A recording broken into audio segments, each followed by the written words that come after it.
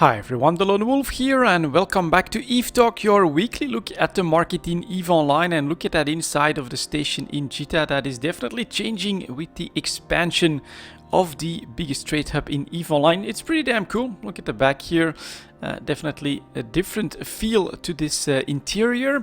When it comes to news for EVE Online, I thought that the EVE Pulse was very cool. They showed us actually their second trailer for Apocrypha, or at least their second version of it, with actual a voiceover that explained things. I think that they made the right choice going with just the music. It is now an iconic trailer for EVE Online, but definitely worth a look at what the other option would have been. There's also the announcement that EVE Online is going to be back in China on their own server, I assume. So that's alright. I always loved the nature of EVE Online being one big sandbox for everyone, but of course the Chinese have their own rules and so they get their own servers. We'll see, hopefully that'll become a successful launch, of course. On the war front, some of you guys might be curious, we had a couple of armor timers and no one showed up for those, so everything is back in full shields at this point. That sometimes happens. It can also be like an attempt to threaten structures basically and then ask for ISK in order to not continue to attack them. Haven't seen any signs of that, but as always I will keep you guys up to date. That means we get to move on to the New Eden store, and in the EVE Pulse they also mentioned a new skin, which is the Oasis of Fate skin. You can see it here, green on the MR ships. I think it works for a lot of them. I don't like it when there's like too much white on this one. I prefer it to be like a little bit more like a little bit darker, but on some of them it works really well. Love the Dragoon Pontifex, for instance. The Ogre also works for me. Arbitrator, same thing here. Devoter, I really like that one. And then some of the battleships look great as well. Look at the Abaddon, look at the Apocalypse. So this is, in my opinion, a pretty unique and cool looking skin for the MR ships. On the supers, yeah, look at that. Avatar, actually really like that. Revelation, same thing. And on the transport ships, a little bit more white here might actually be okay, but very interesting, and yeah, something new here in the New Eden store. A pretty much full line of MR ships getting that new skin, it seems. Pretty good stuff. That means we get to move on to the market, and of course and actually the corp here should be gone. The market will potentially have changed substantially, of course, because we have the big update for March that has changed quite a bit to the market.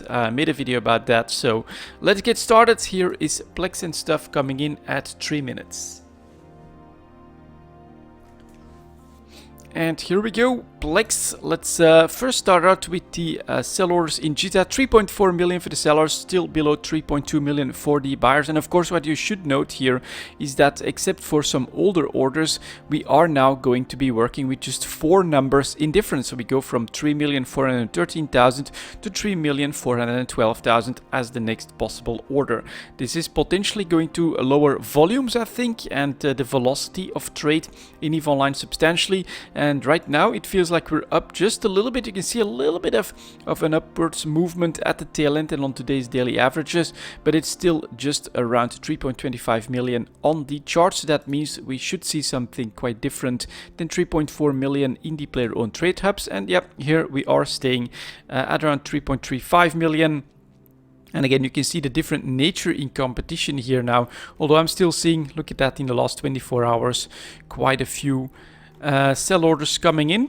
The big difference is that we might see quite a bit less relisting, of course, at this point, because that now also costs quite a little bit of ISK. But we're still talking 3.25 million as the average price for Plex, so pretty easy to actually grab these from the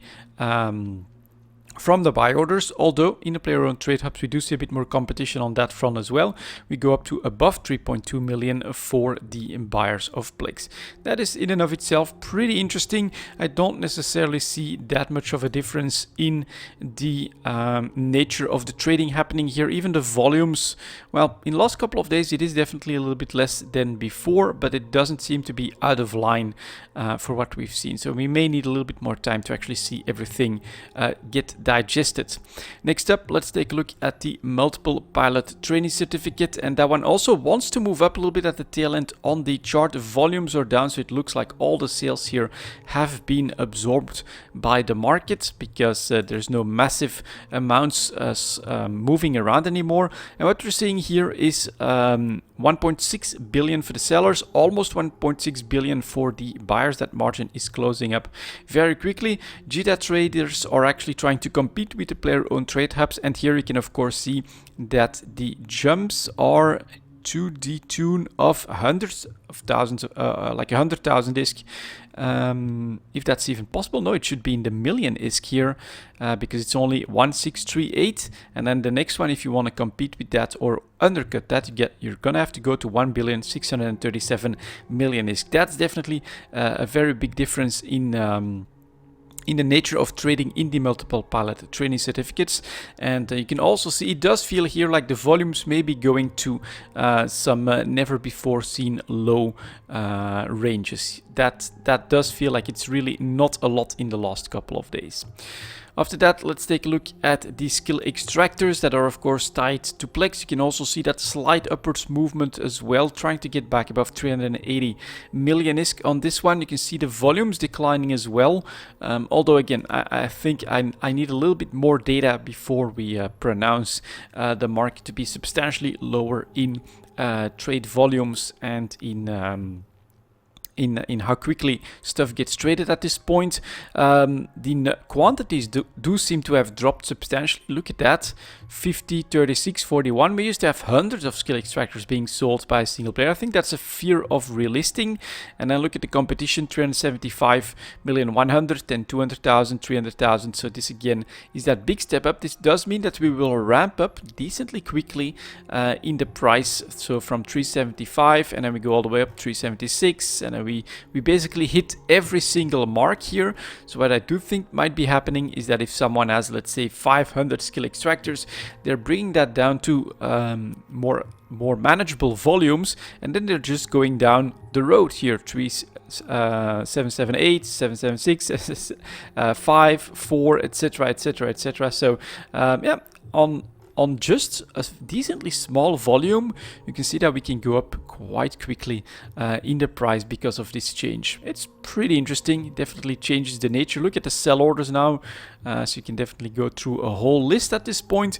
Buyers are at 363 million ISK, and there's 12 in quantity. One here is at 170 at 360.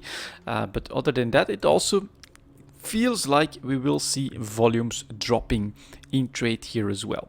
Let's take a look at the injectors next. Here are the large scale injectors. These are actually under pressure a little bit at the tail end, going back towards that 800 million average trade range. We're still talking 827.5 million for the sellers, 795.8 million for the buyers, so just below 800 million for the buyers.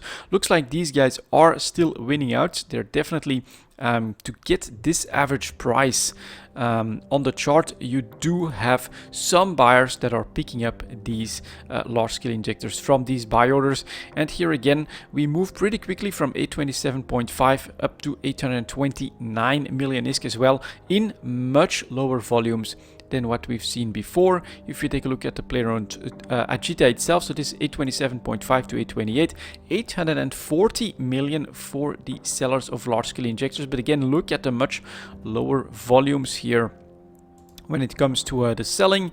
And then on the last couple of days, that's not that bad. This doesn't feel like it's out of line for the large scale injectors when we're trading like a few thousand of them every single day. For the small scale injectors next, again, that difference, this is really surprising. You can see on the large scale injector chart that we get some pressure on the chart, and then on the small scale injector chart we're actually going up a little bit, heading for 170 million ISK on today's average. Volumes definitely down a little bit from before the change. I think that this is going to be the cutoff point here. Let's take a look at the prices. 167 million in the player owned trade hubs, 144 million in the buyer markets, and then for Jita itself 172 million. And then to get to that average here, we have again that's something that feels like it's really weird. Why would we have a different market mechanic dominate these small scale injectors compared to large scale injectors? In order to get this average price for today, that means people are buying from the JITA prices. It has to be. And so this is really weird, but that is what's happening here. Small scale injectors up a little bit in price, showing some strength, and the large scale injectors not. What could be happening, of course, is that because of the price range, 167 million ISK, so you can start to compete in the hundreds of thousands of ISK. You can do the same in the large scale injectors, but who is going to relist large scale injectors? Because that's going to cost quite a bit, because it's almost 1 billion ISK cost, and so we might see trade move down from large scale injectors into the small scale injector market, just because its price is allows it to be relisted a little bit more easily than the large scale injector market. We'll have to see, but this is definitely a difference in reaction that I'm seeing in these two markets. After that, we have the daily alpha injectors. Those are going back above 40 million ISK on dropping volumes. Now here, this could actually be natural. We constantly do see when the prices reach up, quite often we have lower volumes, and then when the prices go back down on a sale from CCP, you can see the daily volumes explode. We're talking 44.2 million for the first seller, 37.2 million for the buyers. And competition-wise, again, JITA very close to player on trade hubs, and you can see that pretty much every possible price range gets covered very quickly. So we do ramp up decently quickly in price as well. And outside this 101, well, 70 here, 65 here. I really think that the quantities are going to decline as the prices are going up, because of that fear of having to do a lot of relisting and things like that. Interesting how this has changed just a couple of days after the patch. We finally have a look at the hyper core, which is stable around 350,000 ISK. It's 355 pretty much for the sellers and 329,000 for the buyers. And here you can see we're going back in the thousands of volumes, because of course you can compete up to the 100 of ISK, and a relisting is going to cost quite a little bit less. So yeah, that's the plex stuff category. I think we need a little bit more time to digest what's happening in this market because of the changes to trade, especially because we have such a difference with plex being really a unique item in EVE Online. Of course, the large scale injectors being like 800 million ISK, so that is something that you don't want to relist. We definitely see a difference in behavior here. And then the small scale injectors that see a different reaction to all these changes compared to the large scale injectors. So we're in for some interesting times, I think. Let's move on to something where I don't expect that much of a difference. It is the minerals, because they of course are much lower in price ranges, and we're going to get started on that at 13 minutes. And so here, of course, we will start with titanium, which is going still up in charts, playing with 8 ISK on the chart. If we then go for the sellers in JITA, you can see that we're selling for 824. It does start to feel like the drought period. The shortage period is starting to strike, because this is a great price. We haven't seen this in a very long time. Buyers are up to 768. And here, of course, because we can work with 4 numbers on the price, there is nothing really that has changed for titanium, except that if you relist, you have to pay extra ISK. Volumes 760 million units to 30 million, several more 100 million units. That's pretty much the same as last week. It is not the billions of units that we used to see when we were swimming in minerals, but this is a nice comeback on a 1 year period as well, of course, from 4.5 ISK up to 824 now for the sellers. If this trend continues, of course, patience is the right move. But if you need ISK, of course, this is a great price to sell titanium. Now we should really see high ISK mining go up in value because of this at this moment. Next up, we've got pyrite. Finally, a little bit of hesitation, but remember, mid-February here we have a substantial jump up from 5 to 8 ISK, and Pyrite was already edging up substantially over the last year as well. At the moment we're talking 785 for the sellers of Pyrite, 716 for the buyers of Pyrite. So these are still higher than the buyers of Titanium, but look at the difference in volumes here. 1.6 billion, 2 billion, 2 billion. This is of course going to cause a little bit more hesitation in the market. And we have to remember Titanium managed to defend a price of 5-6 ISK, which was not great, but it was like maybe 20-25% off of the normal prices before, like the Rorcal changes and things like that. Pyrite lost so much more, became so much more plentiful, that there's bound to be far bigger volumes still available out there that are now trying to take advantage of these higher prices, because we of course don't know what CCP is planning to do exactly when it comes to the availability of resource. We know that they want to change the resource and make it a dynamic system as its end goal, where like over farming certain regions would decrease availability, but we don't know their general philosophy. Right now they want a drought, but do they still want that going forward? If that's not happening, then of course Pyrite might become super plentiful again, and then selling now would be the right thing to do. That's I think the game that's being played at the moment, and especially with minerals that have bigger volumes. I suspect Pyrite and Isogen to still have massive stocks out there. We're going to see some hesitation, whereas minerals that were already doing good seem to be more steady on the upswing. Next up here we've got the Mexalon market that is continuing on the upswing. Another 1 year high this week, going above 70 ISK for the average price, 73.16 for the sellers, 67.59 for the buyers. Again, we can compete to 0.01 ISK, so here probably a little bit less of a difference in behavior. We see decently reasonable volumes here again, 28 million, 40 million, 122 million units here, still below 75 ISK. This is actually manageable, I think, and it's the exact same story. Mexalon defended 60 ISK, which is actually pretty much in line with its price before the mineral floods. Floodgates were opened, and yeah, here I think there is less of massive stocks that are still needed to be traded, depending on the positions of the owners. Of that we get Isogen, and here, well, a steady upswing as well. I thought we would see more hesitation in Isogen, but no, we're staying well above 20, and we're slowly taking off from that. 22.24 for the sellers, 20 ISK now for the first buyers as well. Volumes, well, keep that in mind, right? Isogen should be less plentiful than Mexalon. We still have 87 million here, 45 million, another 50 million here. It is still decently high. I would not be surprised if at some point we'll see some more dumping and some hesitation in the price of Isogen. But for now, steady increase from our jump up to 20, and we're now just slowly ramping up. It really looks like the drought is having its effect, and prices are still moving up in general.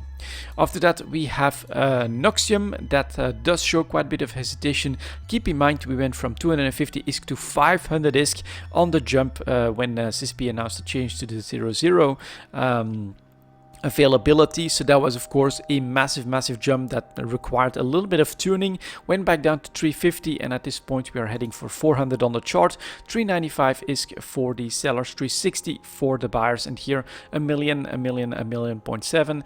That is not big in volumes. I think the upwards pressure is going to start, and that we will break 400 ISK at some point without too much trouble. That's my expectation, of course. I don't have a crystal ball, but it feels like that's what's happening considering these volumes. And here, well, we can only go with the tens of cents in ISK here when it comes to trading. So here we might start to see a slow change in or a slight change in how the trading is going to happen, but I don't think it's going to be that big of an impact. After that we have Zydrine that shows some hesitation as well. Do we want to stay above 600 ISK? Do we want to go below that? It's playing around with that price range at the moment. We're talking 609 for the sellers, so just above 600 ISK, and 563 for the buyers. Bit of a margin opening up. New sales here are drying up. That's interesting. Are they trying to be sold in the player-owned trade hubs? Well, there's some, but it's not like it's starting to dominate the market. That is interesting. Did not expect to see that in the last 24 hours. We have a bit of a drying up of the supplies of Sidrine again. Buyers are still well away from the sellers. They want to keep Sidrine cheap, but if this continues, if this is another part of the drought, then we will see more upwards pressure on the price here as well.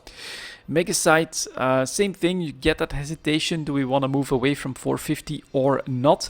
And at the moment we're trying. Sellers are up to 480 ISK, buyers are at 432.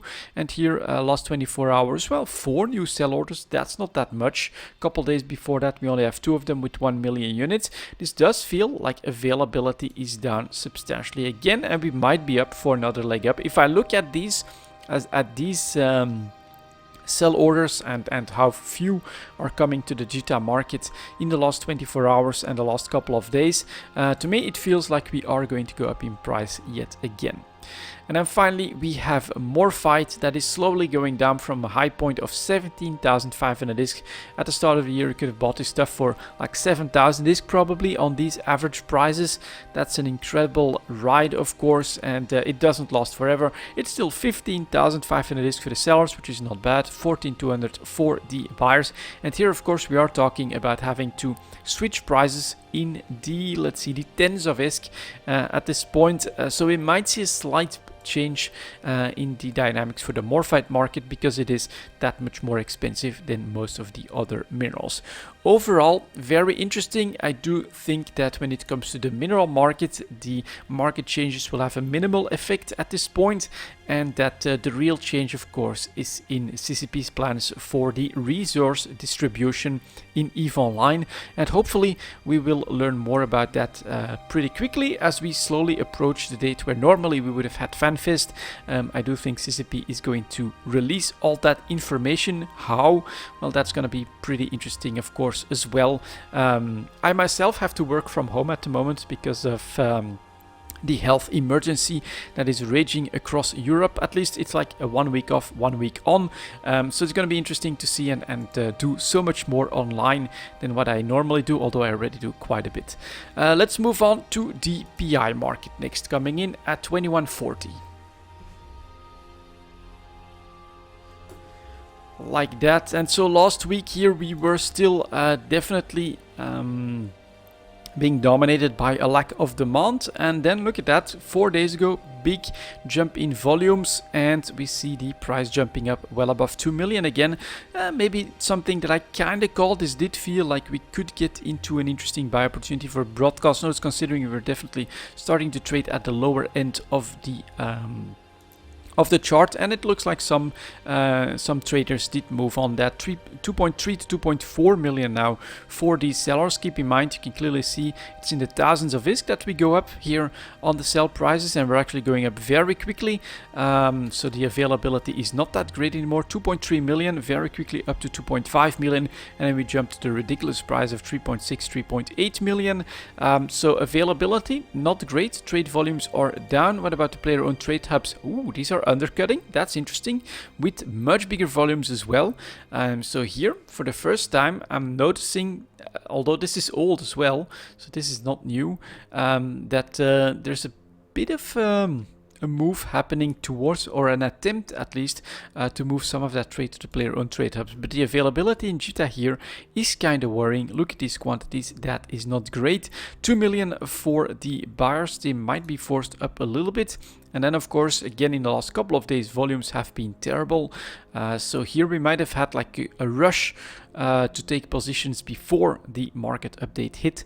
And then after that, volumes dropped off, but prices stay pretty high. For construction blocks, that is continuing on the bad news front. After a strong January, February, finally back to average prices. We are now well below average, going below 10,000 ISK on the chart. 10,300 for the sellers, 9,500 for the buyers. And availability not that great in the last 24 hours, but we still have 20,000 units here, 70,000 units here.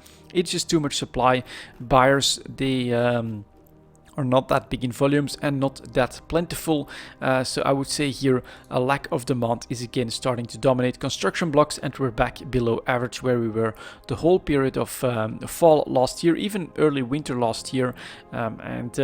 Yeah, we're back in that. We never even really crawled out of it for consumer electronics. We're trying to go a little bit higher on some of these daily averages, but it's pretty obvious that we're not managing to do so. 11,680 for some sellers, 12,500 for most, but the buyers are staying below 10,000 ISK here, and it's really clearly a lack of demand. It's very difficult to actually sell here, which is probably why we're seeing some pretty big undercutting on this later sell order, which is going to keep things in check here again when it comes to the highs. So consumer electronics still struggling, selling well below average, which means that you can buy this stuff for less than 10,000 ISK. Yeah, we've been in a lack of demand now for like half a year for consumer electronics. Coolants next, also continuing to see that same pressure at this point. It doesn't look like it's unique to the non-fuel related PI materials, but coolants is struggling as well. You can see here that difference in October up to January. We're still doing really well, 12,500 easily attained, so trading really well.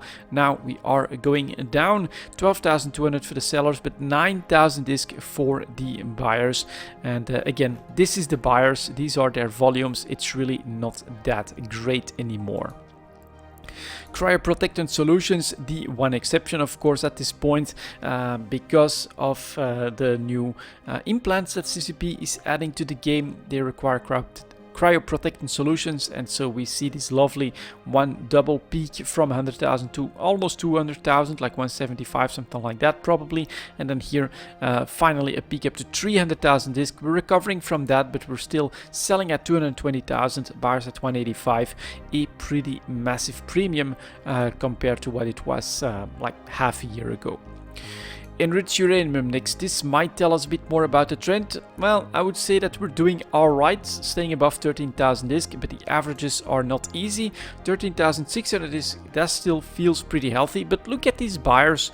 Although a couple of them are at 12,900, just two buy orders gone. We're 12.5, two more will 11,150. It's again showing that demand is not there for PI at the moment.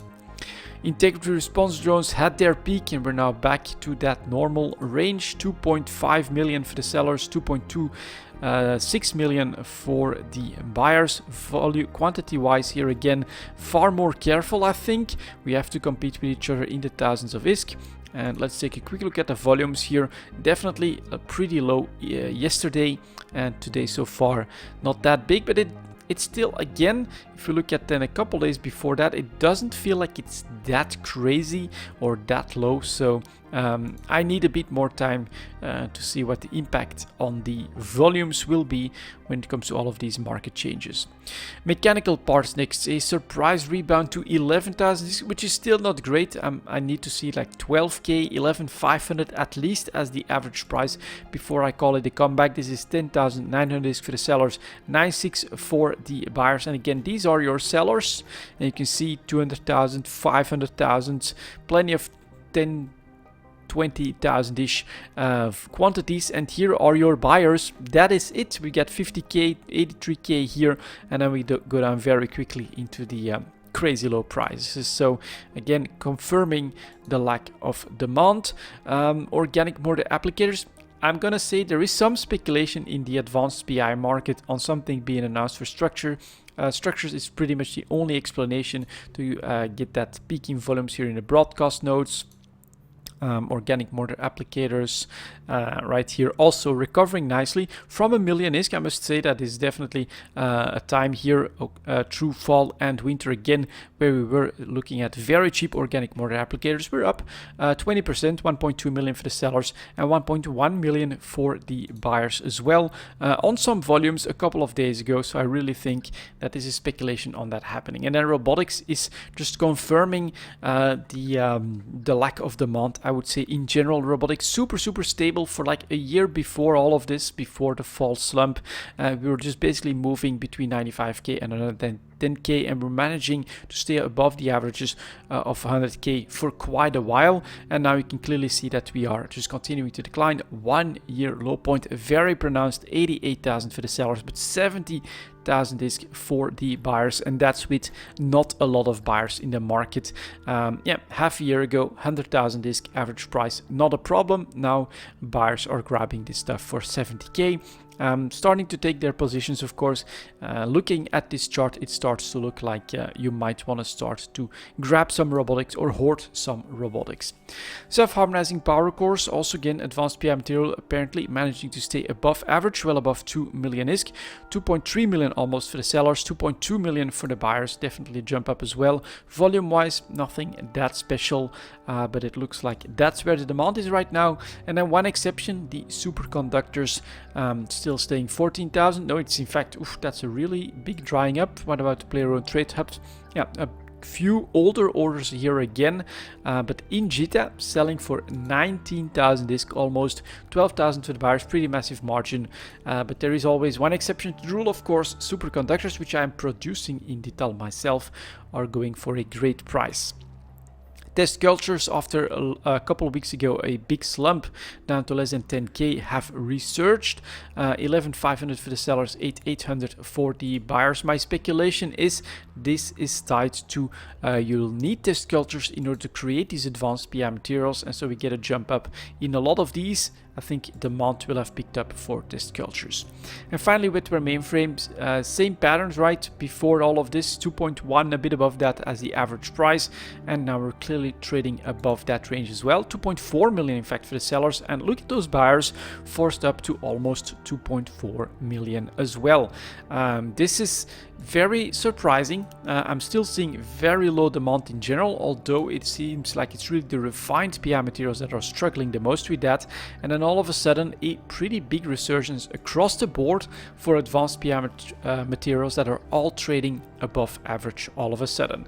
My bet is on, as I've said, speculation on an announcement dealing with structures at FanFest.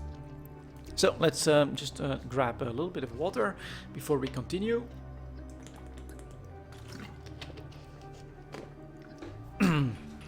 So we can keep going, and next up we have advanced smooth materials coming in at 3120.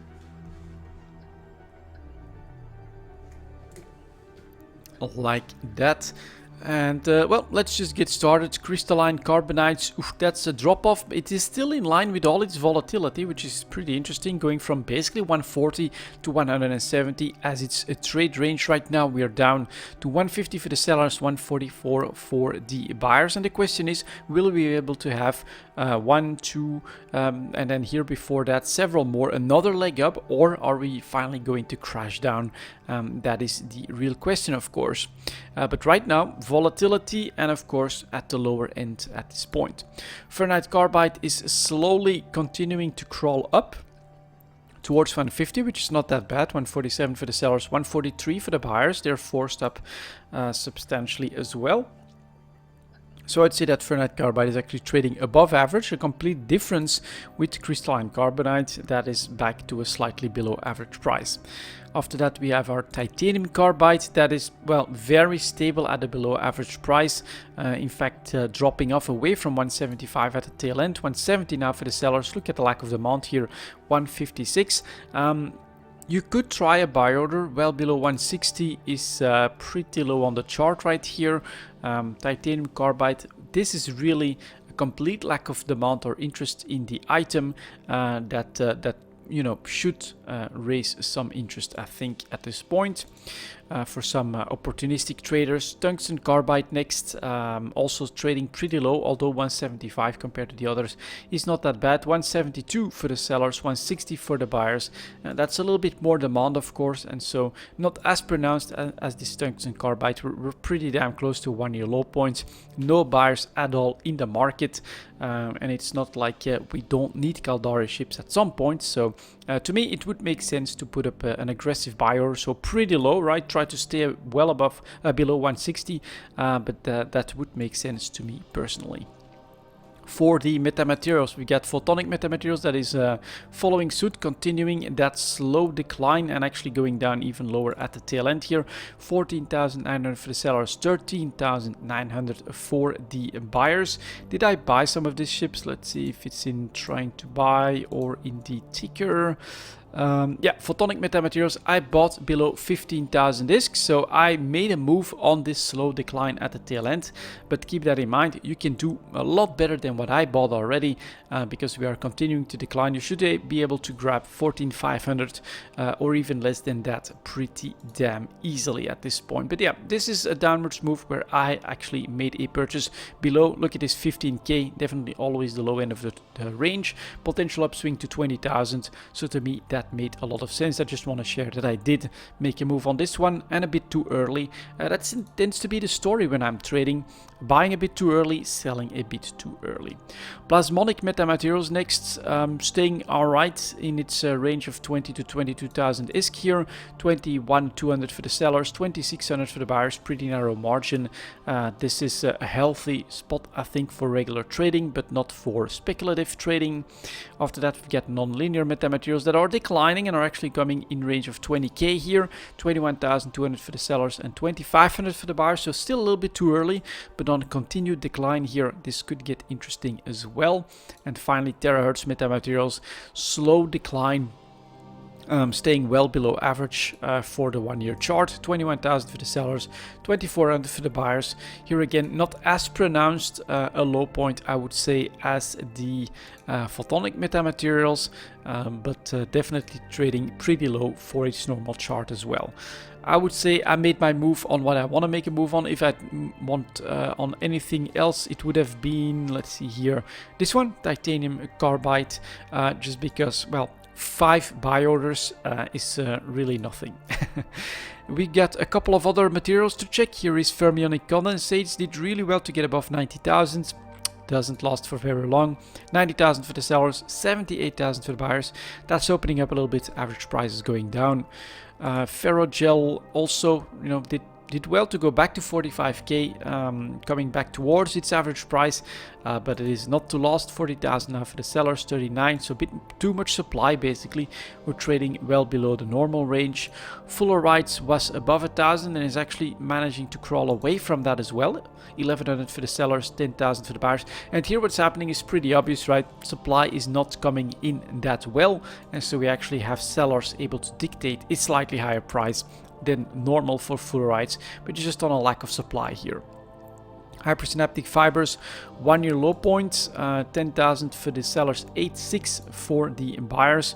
That is, yeah, all the way down here. This one could be interesting to put up a buy order and grab a couple at a very cheap price. Potential upswing here, 12,500, 14k is definitely possible. So that one is very pronounced as well.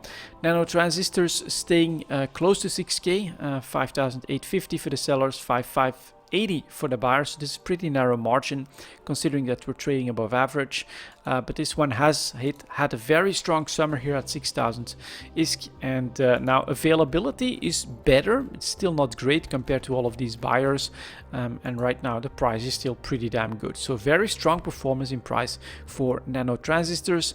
Phenolic composites is a bit worse. Did really well here during the winter to stay well above 2k, but now 1,900 for the sellers, 1,863, decently narrow margins. So not a 1 year low point just yet, but just trading slightly below average. And finally, we've got the ceramic fibers that are continuing their slow decline away from the average as well. 400 ISK, normal price. We're talking 370 for the sellers, 328 for the buyers. That starts to be low as well.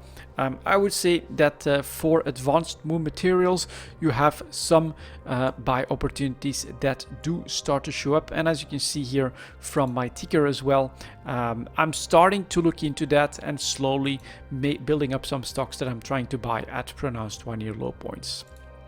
For the, for the Tech 2 ships next, let's take a look at that. 3815.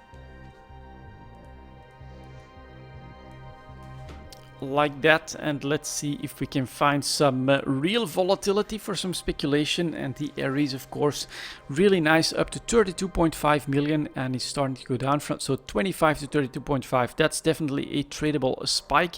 It's still there for the sellers, 28 million for the buyers. So the Aries is basically in a sell opportunity right now. Lovely double spike. That's what we want to see, of course. The Basilisk last week was already in trouble and is continuing to decline. Look at these averages, getting close to 180 million ISK, 192 for the sellers, 171 for the buyers. And look at the lack of demand here. Again, this is an opportunity, in my opinion, in the Basilisk to try and grab one well below 180. Right, 180 is obviously the low end of the chart here, 1 year low point. So yeah, Aries is in a sell opportunity, Basilisk is in a very pronounced buy opportunity. I don't think it's gonna last that long, although people at this point, of course, might want to be a bit careful with their buy orders. I myself would just go like maybe even 177.5 or something like that, give myself a really good chance to at least grab one, but I would stick to one as well. I would not put a buy orders for 5, 7 or 9 of them, because that's going to be very tricky to trade. But one purchase of a Basilisk well below 180 makes a lot of sense to me. Cerberus next. Unfortunately here we're not continuing that lovely pair. I mean, this is a great chart, right? Look at this from start of the year, down, up. All of this is pretty much tradable, right? To 30-ish, a little bit below that, to 280, that's doable. And then these two, I actually took advantage of these, although not at the best times, but definitely profits in those trades. So high at 280, down to 200, up to 300, down to 200, and now unfortunately we are seeing a little bit of pressure on the downside. 250 million for the sellers, 197 million for the buyers. So again, you can buy Cerberus for less than 200 million ISK, which makes sense, but you may need a little bit of patience after this volatile winter before cashing in on this one, I get the feeling. Next up here we get the Crow, really good, of course. I think that was last week. We went up to 40 million ISK. We're on our way back down from that. 35 million now for the sellers, 27 million for the buyers. They're going down decently quickly. But I would look for buy prices close to 25 million before making another move. After that we've got the Guardian, another logistics cruiser under pressure, getting close to 200 million ISK on the chart. We're talking 211 for the sellers, 188 million for the buyers. You're once again buying Guardians, and if we try to get 190 on the chart, below 190 million ISK, yeah, makes just as much sense to me as the Basilisk. And let's see if I can find a trade made on the Guardian. I bought for 180, sold for 239 million ISK before as well. Just to give you guys a little bit of context as to what is possible here. We're seeing these highs, they do go up to like 280 again. So yeah, at the moment already looks pretty damn good if you want in on that Guardian trade. With a little bit of patience, we could get back there, but it's gonna be difficult, I think, to get away back down to 180 again.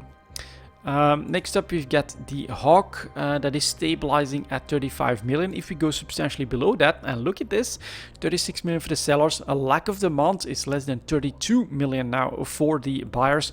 The Hawk is also a great ship for the Abyss, for some solo content. So if you want one, just to be able to do that content, makes a lot of sense to buy one.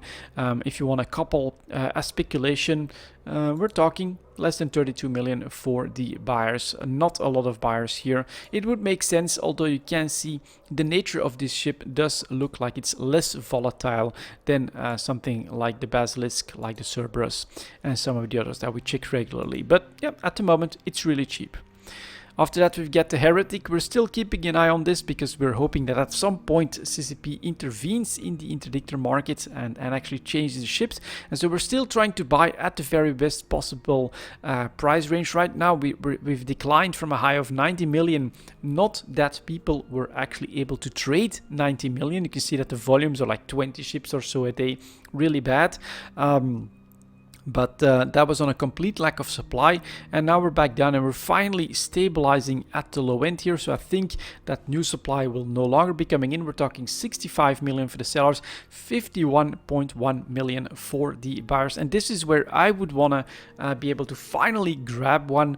I think it's if you want to buy a heretic, hoping to either sell at a better price on something potentially, which is very difficult to do, keep that in mind. Volumes are terrible for these interdictors right now.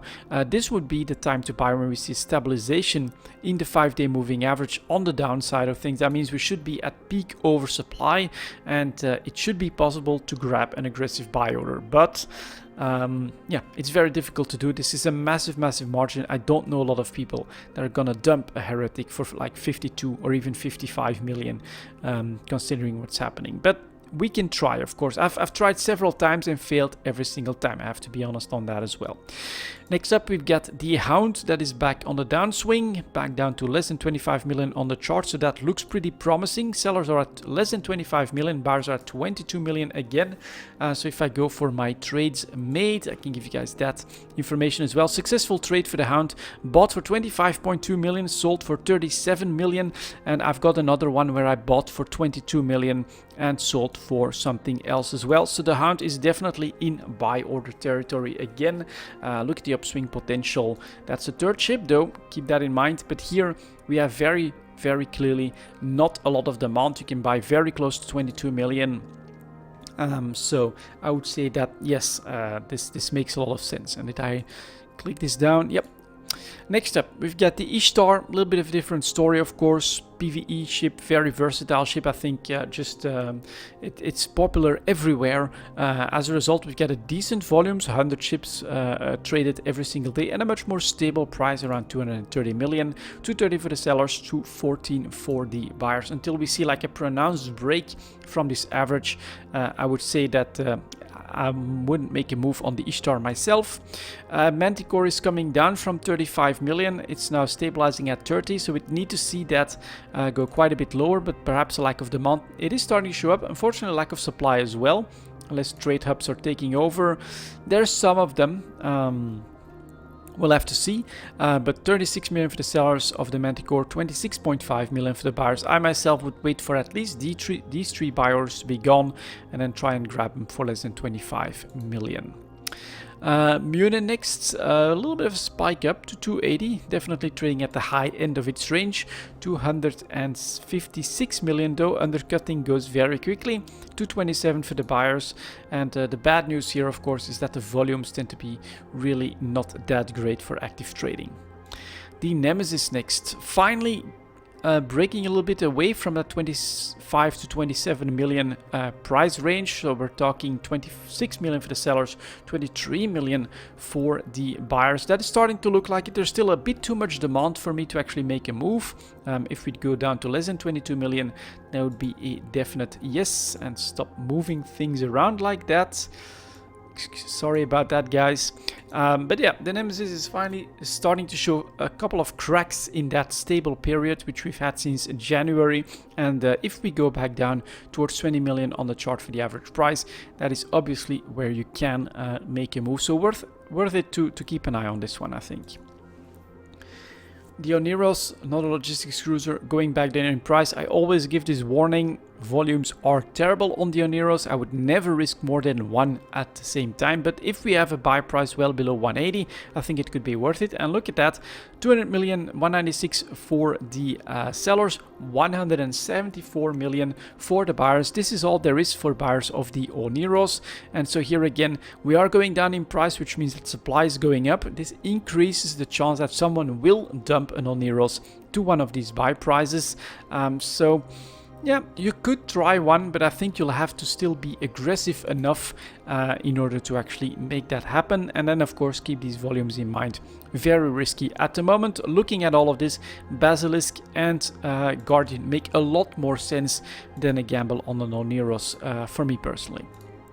Purifier next, also breaking down, 25 million at the tail end. This starts to look really interesting as well. 26.5 million, 27 million here, 178 purifiers being brought to the market. So I think we will again see that supply is going to start to drop. You can even see at the tail end here that the daily averages have crashed down, but the 5-day moving average is bound to not move too much anymore. 21 million for the buyers. And if I look at trades made, I should have one for the purifier as well. There we go, purifier bought for 22, sold for just below 30 million ISK. So we are definitely in buy order territory once again for the purifier. It's worth the gamble, and here volume wise, right, 100 a day can easily be managed, and so a purchase, I usually try to buy like 5 of them, try to get that 100 million trade range. If you can then get like 20%, 25% or 50% margin on that, it's pretty damn juicy.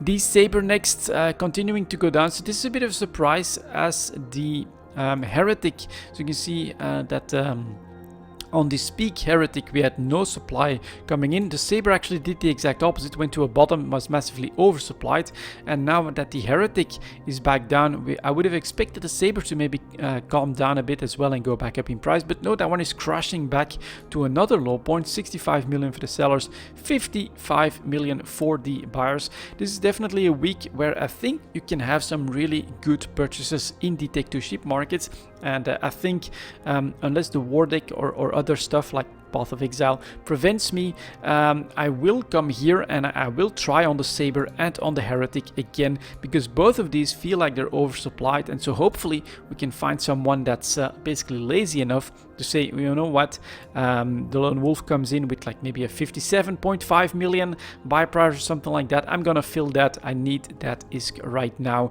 and then I've got those cheap interdictors ready for what I'm personally expecting at some point CCP to take a look at these ships.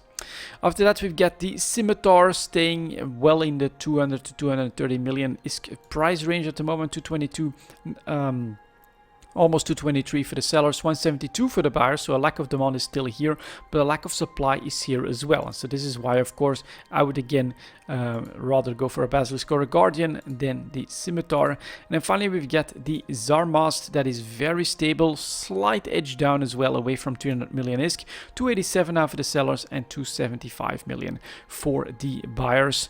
Worth a gamble? No, in my opinion. I think that Triglavian stuff is not ready for speculation here. There's still too much at play, too many changes probably coming. That industry is still probably still in full development, and at some point a rebalancing of the ships can be expected as well. But it's important, I think, to keep an eye on it and to see exactly what happens with these ships as well.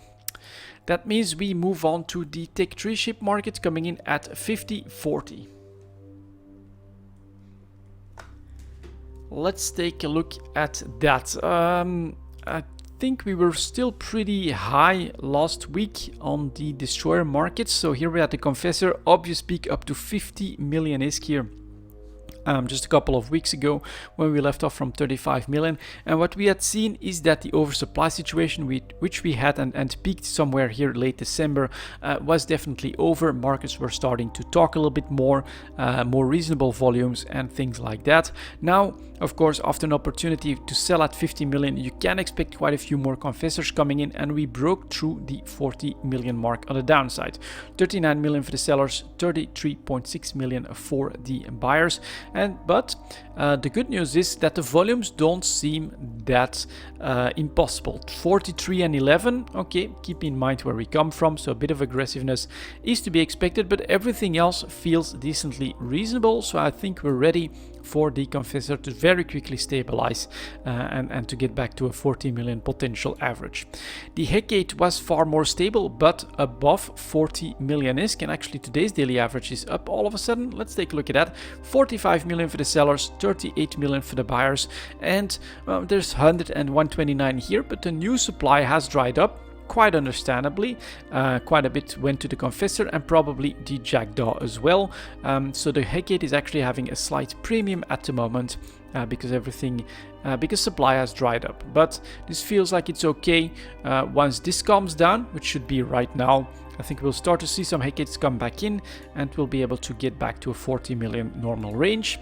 And we've got the Jackdaw. Look at that, whole month of February, 60 million ISK as the price. That of course is going to drive supply all of a sudden as well, and you can see that we're back down, but for now we're staying at that 40 million ISK range again. 41 million for the sellers, 35 million for the buyers. This is a bit worrying, potentially 50, another 40, another 45. It's a lot of ships, but yeah, keep in mind where we come from yet again. A bit of an overreaction on a price opportunity of 70 and 60 million ISK for a tactical destroyer is sort of normal, so we still have a little bit of ways to go, but able to stabilize at 41 million on these volumes is pretty impressive. And then my speculation was that the Zwebel would become the winner of this, and it is finally happening. Okay, there's actually a bit of surprise. I was not prepared, I swear it, guys, but you can see that the Zwebel is switching up to a price above 40 million on average. One is coming in now at 39 million, but yep, sellers started to finally dry up. 41 million for the sellers. Buyers have been forced up from 33, which was last week, in the last couple of weeks. And I said, if you want a gamble on this, try to buy some Zwebels for around 33 million. And you can see that they are now forced up 35, 37 million, because, well, what are you going to make? Of course, you're gonna make confessors, you're gonna make jackdaws. You're still now going to start to switch to Hecates if you look at this supply, and so the Zwebel has this little bit of breathing room to go back up in price, and there is your opportunity right now to get that Zwebel that you bought potential for 33 million and try to sell it for 40 million ISK. Eventually, I think that right now we're gonna have a little bit of a drying up in the confessor. It's gonna stabilize the Hecate, it's gonna have a bit of an impact on the Zwebel. What's really gonna be important is how quickly will this dry up here in the jackdaw and everything move back in the average range. But yeah, that prediction worked, which is of course part of why I love making EVE Talk, is to see that sometimes, yep, the markets work, are logical, and the tactical destroyer market has really impressed me with how well it works. Around 40 million ISK seems to be regular supply. Zwebel being the least popular struggles to get to that average price, but it can get there from time to time. And then you have this very pronounced slump here in November, December, here again, and on the jackdaw a little bit less pronounced, but clearly you can see that we were trading all of a sudden below 40 million ISK. And that was on oversupply, and so this is really an awesome story in my opinion, that yeah, I saw this coming from the Zwebel, and you could have taken advantage of that. Moving on to the cruisers here, that's a different story. I don't really dare to make predictions on this one because of the terrible volumes on this one, and then the strange movements that we have sometimes as well, which was back here in August. I don't know if you guys remember, but we had a move up from a low point of 140 million up to 190 million on zero supply. That was crazy. There was maybe 20 legions or so for sale before this and after this as well. This was completely crazy. It completely felt like manipulation, which of course is possible when you look at the market data here with what's available on the market. We are at the moment selling legions for 187 million, buyers are at 150, but this is rife for manipulation. Just a couple ships bought can bring the price up to 200 million ISK pretty easily, and so sometimes I think players basically do that. I don't think that the same dynamics work here as in the destroyer market. Let's take a look at the Loki that is still strengthening. Went up to 350 million ISK here. It's now 314 million for the sellers, 270 million for the buyer. By far the most popular one. And this is of course very, very expensive. Then the Proteus is the least expensive, it's now half the cost of a Loki, going for 163 million for the sellers, 138 still for the buyers. That's kind of terrible. And then finally we've got the Tengu that is also taking off, heading for 250 million. It's 244 for the sellers, 185 for the buyers. But here, yeah, as I've said, I don't really dare to make predictions or to call what I expect this market to do. It's just a little bit, it feels too small to me personally. And so now this still feels very crazy as well. Having the Loki cost more than 300 million ISK, whereas a Proteus is still costing 150. I think 2 Protei are worth a Loki personally. I may be wrong on that, but this is kind of a weird stuff happening. Same here with the sudden spike for the Tengu. I understand these are still great ships. Maybe I think I saw some stuff about war happening in wormhole space.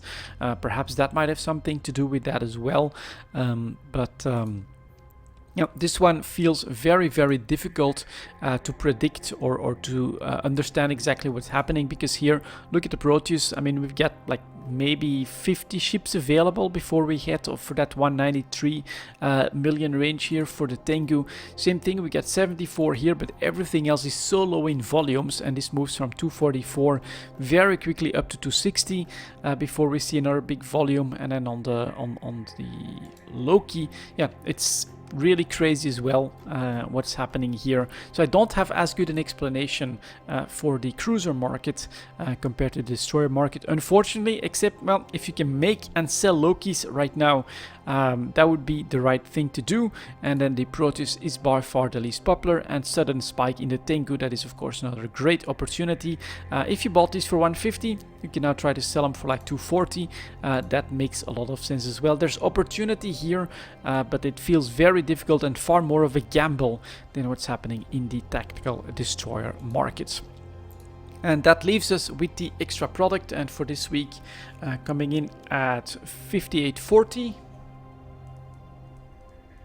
I want to take a look at the faction battlecruisers. My last hope, basically, for finding the correlation between faction warfare and the Navy faction ships. So we gotta go for ships, battlecruisers, faction battlecruisers, and they only have Navy factions, so there are no pirate faction cruisers. Let's get started. Here is the Brutix Navy issue that's actually at a low point and moving up slightly, but still staying pretty low. 140 million for the sellers, 105 million for the buyers. Try to get that showing on the chart. That's all the way down here, so it does feel like very cheap Brutix Navy issue, very cheap Galente LP. That's what this chart is telling me. So we should expect the exact opposite for the Drake Navy issue. Let's take a look. That is definitely better, right? 180 million at the high end. Well, not the 1 year high point, but definitely trading higher than the rest of the year. 172 for the sellers though, so that's some pressure coming in, I would say. 156 for the buyers. The margin between these two is not that big. Brutix Navy issue 130. Drake Navy issue, it's actually 170-ish. But there is this difference, right? Caldari Navy LP, more expensive than Galente Navy LP. Let's do the same experiment with the Harbinger Navy issue. That is up, I would say, above 160. It's 177 for the sellers, 144 for the buyers of the Harbinger Navy issue. So here again, we could say well above average LP cost when it comes to the Amar, which means that they should not get a lot of LP, which means that they should be losing out at the moment. And then we get the Hurricane, that is indeed at a low point. Sometimes went to 110. We're talking 127.6 million, excuse me, for the sellers, but less than 110 million for the buyers. So finally, we have a category where we do see this dynamic play out a little bit. So if you want to buy something, Hurricane Fleet issue for less than 110, that makes a lot of sense. If Amar can then turn it around, 160 at the high point, that looks pretty damn good. And then the Harbinger Navy issue is pretty expensive. Brutix Navy issue, let's take a look at that on the buy side of things. That's also 105 million. That would make sense as well, I think, if you want to gamble on a turnaround in faction warfare.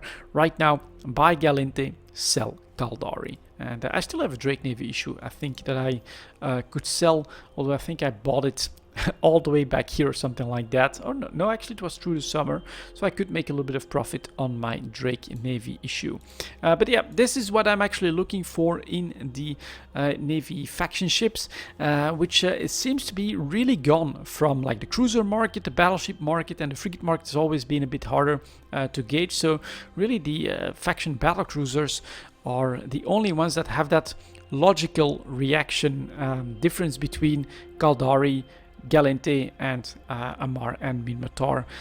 So still not sure exactly why that's happening. I hope that at some point all of that stabilizes and that we can get that nice correlation going again between these faction ships, because they are full of trade opportunities. I've always been very wary of that. At some point considered making that like something that I would more regularly check, but yeah, right now it feels too chaotic to start to do that. But at least here you know what you can potentially do if you want in on some faction warfare speculation.